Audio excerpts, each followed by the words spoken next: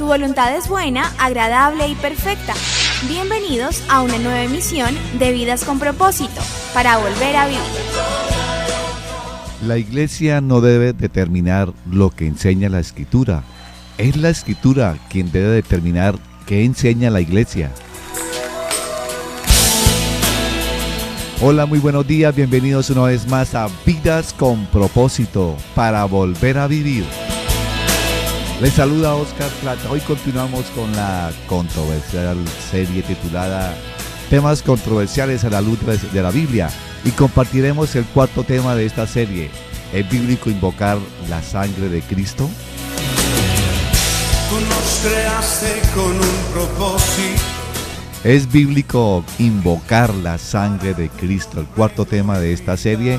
Nos acompaña, como de costumbre, Ángelo Becerra, pastor de la comunidad Vida con Propósito, Iglesia de las Asambleas de Dios de Colombia, quien responderá a este tema. Buenos días, pastor Ángelo, ¿cómo está? Buenos días, Oscar. Buenos días a Erika y a nuestros oyentes, y esperamos que con este tema controversial pues podamos despejar a la luz de la Biblia qué es lo que espera Dios que nosotros hagamos. Nos acompaña Erika Carrillo, líder de la comunidad Vida con Propósito, sede Piedecuesta. Bienvenida, Erika. Buenos días, Oscar, pastor, Gonzalito y a todos los amigos que nos escuchan a través de este dial 1020. Queremos recordarle, apreciado oyente, que usted puede escucharnos por la radio tradicional a través del dial 1020 AM o a través de internet por radioprimavera.com, o también ingresando al Facebook de Radio Primavera.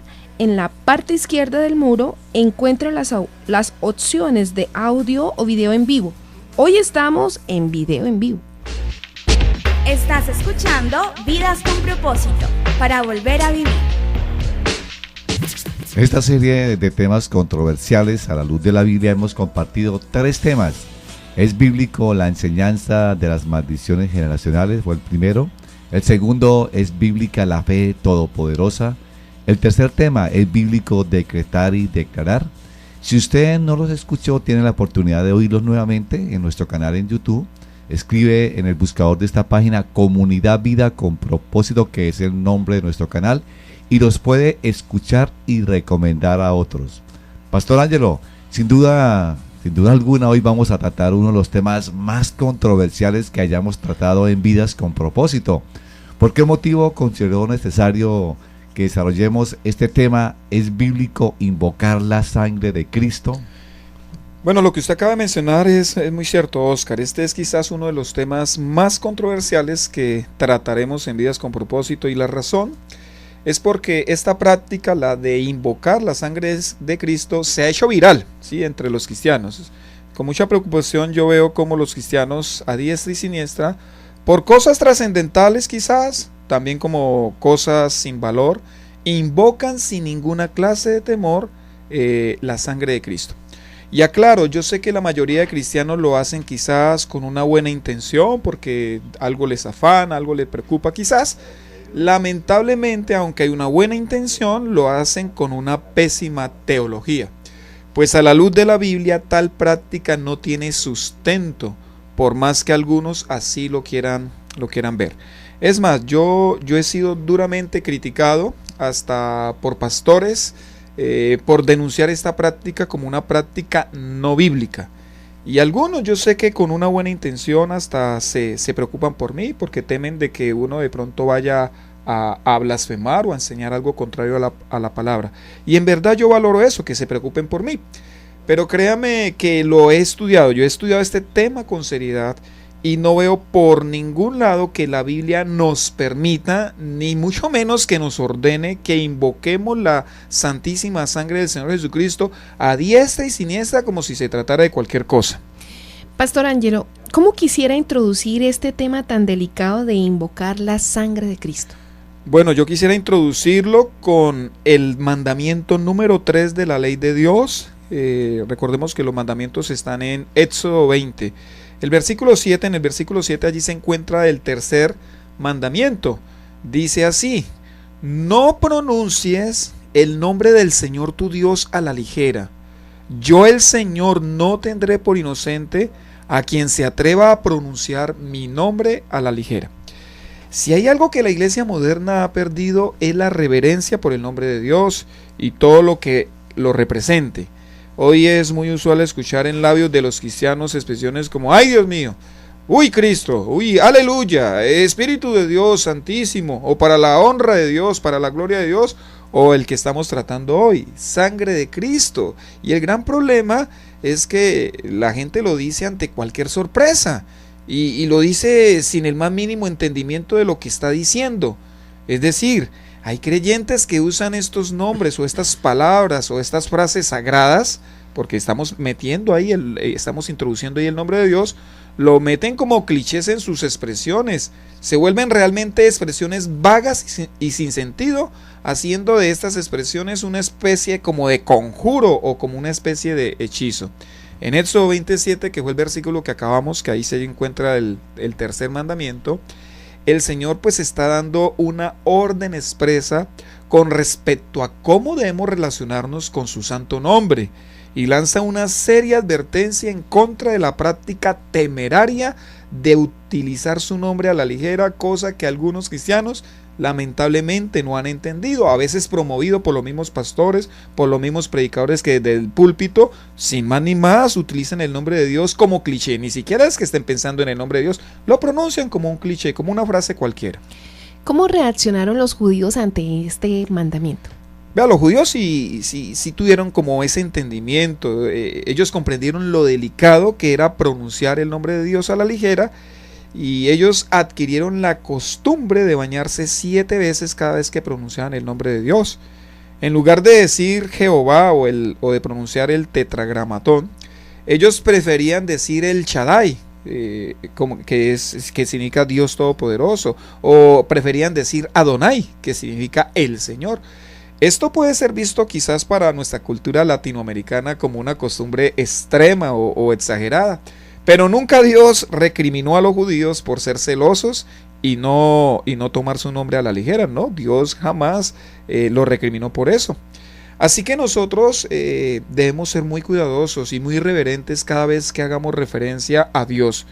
Y aun cuando la expresión sangre de Cristo no es propiamente el nombre de Dios, sí está utilizando el título dado a la segunda persona de la divinidad, de la Trinidad, y a la vez hace alusión a aquello que Él pagó como rescate para redimirnos de nuestros pecados.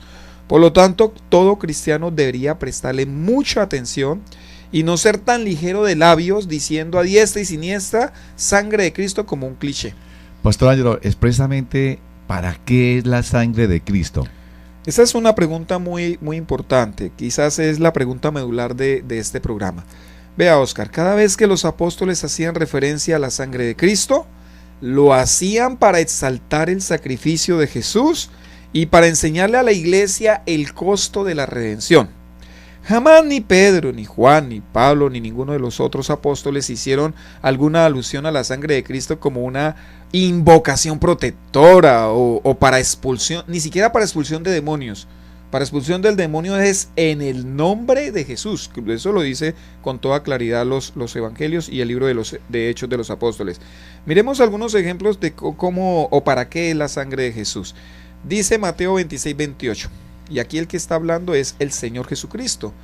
Esto es mi sangre. Él tiene el cáliz, la copa, dice, esto es mi sangre del pacto, que es derramada por muchos para el perdón de pecados. ¿Para qué dijo Jesús que era la sangre de Él? Para el perdón de pecados. Para el perdón. El derramamiento de la sangre de Jesús es para el perdón de pecados. Eso es muy claro. Primera carta de Pedro, capítulo 1, 18 al 19, dice: como bien saben, ustedes fueron rescatados de la vida absurda que heredaron de sus antepasados. El precio de su rescate no se pagó con cosas perecederas como el oro o la plata, sino con la preciosa sangre de Cristo, como de un cordero sin mancha y sin defecto.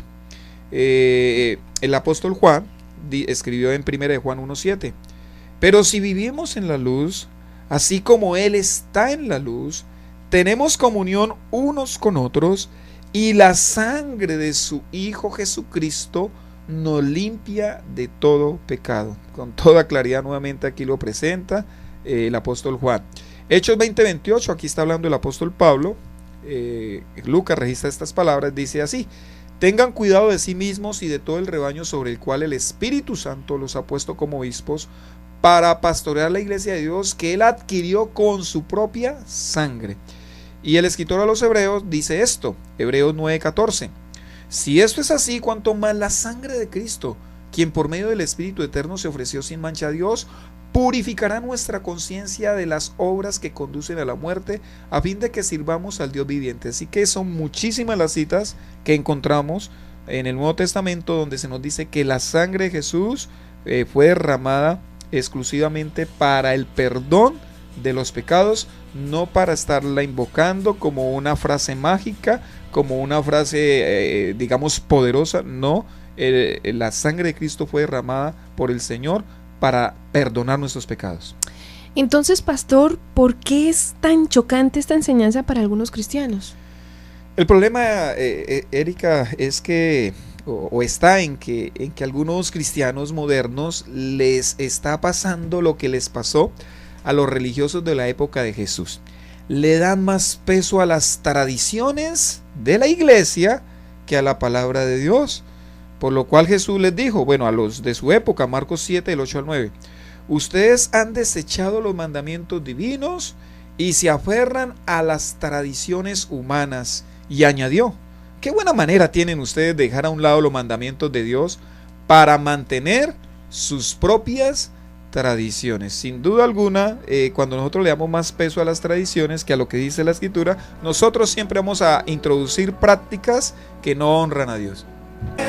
Estamos en Vidas con Propósito en el dial 1020 AM de Radio Primavera.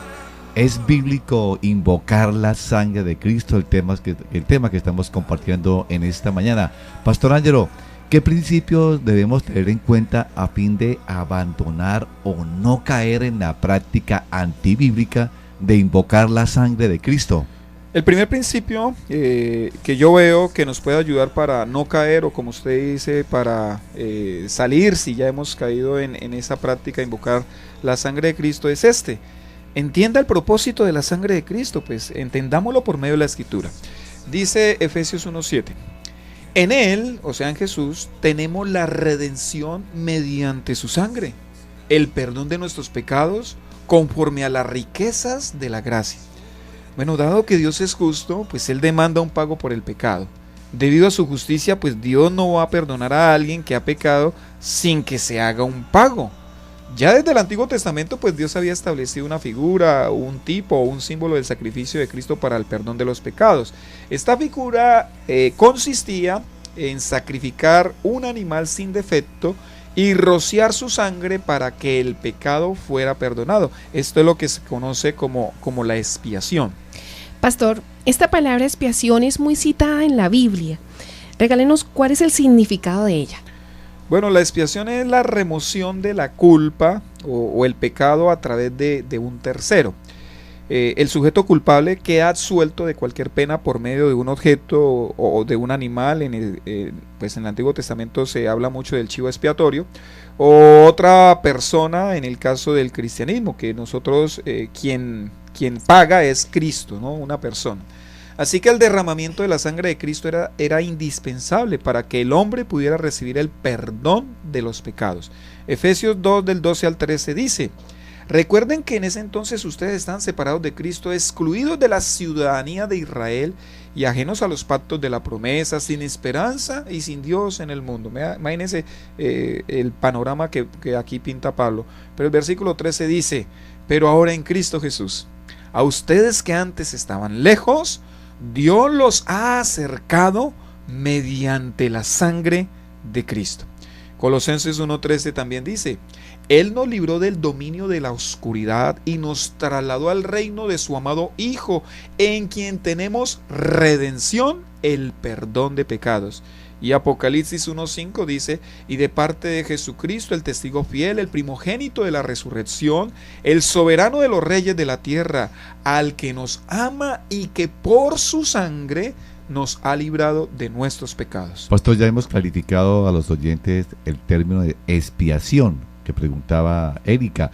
Ahora explíquenos cuál es el significado de la redención. Redención significa sencillamente comprar de nuevo o pagar un precio a fin de rescatar. En cada ocasión que el Nuevo Testamento habla sobre la sangre de Cristo, la vincula directamente al sacrificio de Cristo para el perdón de pecados. No hay ninguna otra enseñanza o ninguna otra implicación que Jesús o los apóstoles le dieran a la sangre de Cristo. Esto es importante entenderlo porque al buscar otros fines o de pronto otros usos de la sangre de Cristo, se elimina con o sin intención el único propósito que Dios le dio a la sangre de su Hijo, el cual es el perdón de los pecados. Cuando pues usted entiende este propósito, entonces usted puede arrepentirse y pedirle a Dios perdón, sabiendo que el Señor le va a perdonar.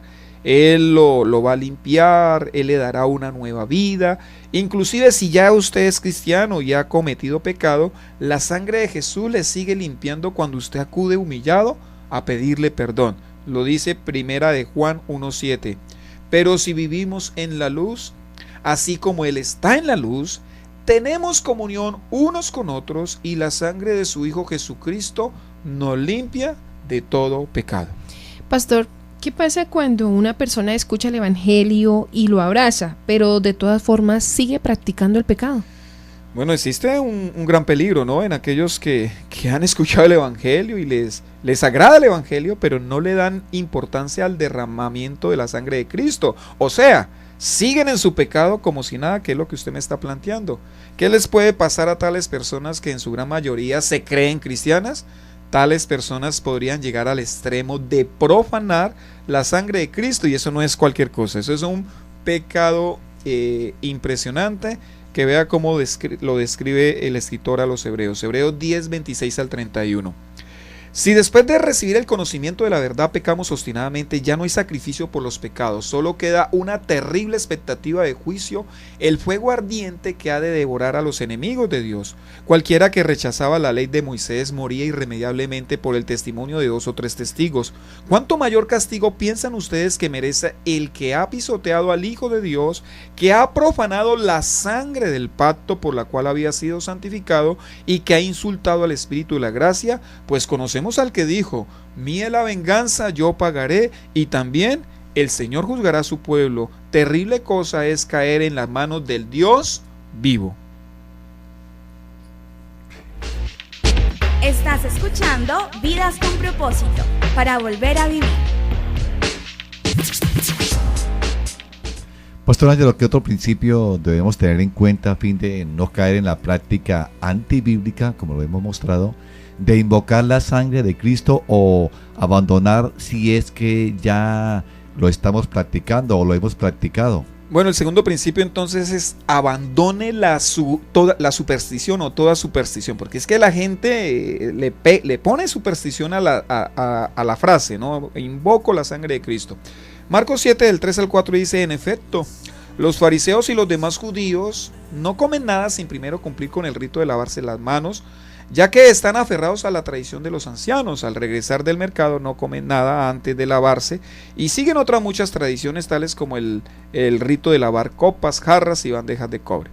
Marcos, al hablarnos sobre una controversia entre los fariseos y Jesús, nos aclara que un rito que tenían los judíos más celosos era el lavarse las manos. Yo pregunto, ¿está mal lavarse las manos? ¿Está mal lavar las copas, las jarras, las bandejas? Está muy bien. No, eso no está mal, de ninguna manera eso está mal. Entonces, ¿cuál era el problema entre Jesús y los fariseos? El problema entre Jesús y los fariseos era la superstición. Ellos le estaban dando valor espiritual y hasta pecaminoso al hecho de lavarse o no las manos. Ellos pensaban que si se lavaban las manos estaban puros, si no se las lavaban estaban impuros. Eso se llama superstición, darle poderes mágicos a cosas o a frases, a palabras. ¿Qué significado tiene la superstición? La superstición es la creencia, es una creencia que no tiene fundamento racional y que consiste en atribuir carácter mágico, carácter sobrenatural a determinados sucesos, o en pensar que determinados hechos proporcionan buena o mala suerte. Y qué triste que algunos cristianos piensen así. Realmente la invocación de la sangre de Cristo es una práctica supersticiosa que, bueno, yo creo que proviene en parte del catolicismo romano y que no haya ningún sustento bíblico, como ya lo hemos dicho.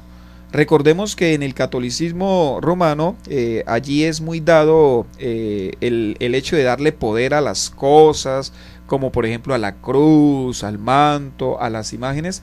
Obviamente eso no lo enseña la palabra de Dios. Al mismo corazón de Jesús, por ejemplo. Sí, a las imágenes, a expresiones, a oraciones. O a parte de Jesús. O a invocaciones. Pastor Ángelo, quizás algunos de nuestros oyentes sean católicos y al escucharlo se sientan ofendidos. ¿Qué les diría? Pues que en ningún momento mi propósito es el de ofenderles o el de burlarme de las creencias que ellos tienen, ni obviamente tampoco de sus prácticas. Pero sí tengo, y considero que yo tengo la responsabilidad, la obligación como ministro del Evangelio, enseñar la verdad y señalar el error. Y oro a Dios para que en la bondad de Él, nuestros amigos católicos que nos escuchan puedan entender el verdadero Evangelio del Señor Jesucristo. Y permítame citar, Oscar, una oración del catolicismo que invoca la sangre de Cristo, y a veces pareciera que los cristianos evangélicos también se pegaran de esta oración. Dice así esta oración del catolicismo romano: Señor Jesús, en tu nombre y con el poder de tu sangre preciosa, sellamos toda persona, hechos o acontecimientos a través de los cuales el enemigo nos quiera hacer daño. Con el poder de la sangre de Jesús sellamos toda potestad destructora en el aire, en la tierra, en el agua, en el fuego, debajo de la tierra, en las fuerzas satánicas de la naturaleza, en los abismos del infierno y en el mundo en el cual nos movemos hoy.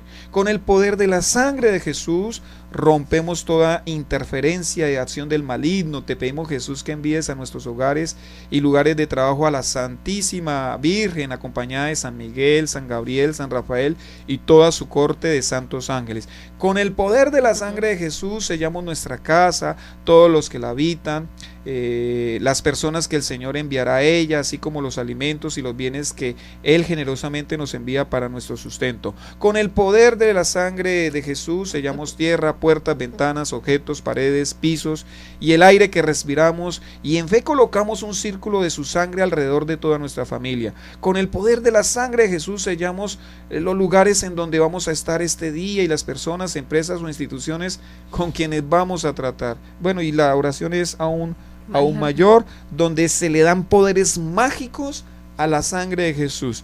Y yo con todo respeto digo, en el catolicismo romano, pues los católicos hacen esta oración porque desconocen la Biblia, poco la leen, poco la conocen, pero que un cristiano que conoce la Biblia, que la lee, haga oraciones similares, invocaciones de la sangre de Jesús similares a este tipo de oraciones, definitivamente eso es desagradable.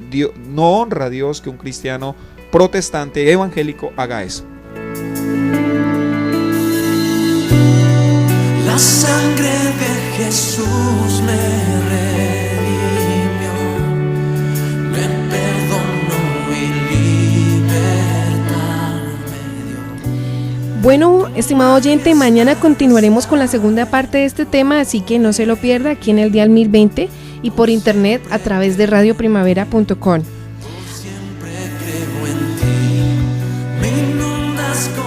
Apreciado oyente, si desea comunicarse con nosotros, nos puede llamar al teléfono 310-212-4602.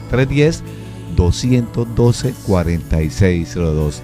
Gracias por escucharnos y les deseamos que pasen un día muy feliz.